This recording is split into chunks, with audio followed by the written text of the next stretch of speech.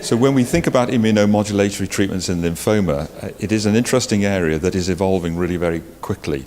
In contrast to our colleagues in solid tumours, where they have been some way ahead initially with anti-CTLA-4 antibodies as a proof of principle, particularly in metastatic malignant melanoma, where we've seen now long-term survival out of 10 years in the responders.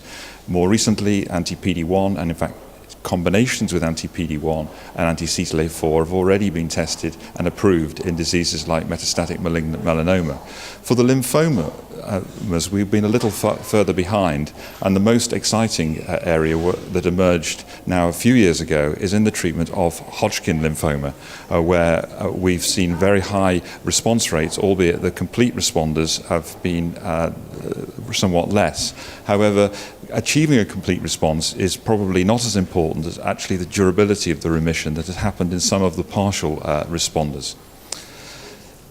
We're now looking at the area of immune checkpoint blockade in other non-Hodgkin lymphomas, where the initial results look rather less promising than we've seen in Hodgkin lymphoma, where the number of responses is considerably less. And more recently, in a study in relapsed and refractory diffuse large B-cell lymphoma, in large numbers of patients, more than 89 patients were treated with nivolumab, the overall response rate was just 10%. What that tells us is that this is unlikely to be a treatment approach which is on its own is going to work in diffuse large B-cell lymphoma in those patients that are relapsed and refractory.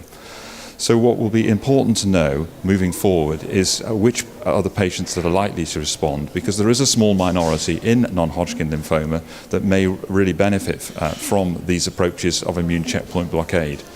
The studies that are now being designed and are opening involve combinations of either other immune checkpoint blockade, either with other immunostimulating agents or with other targeted drugs.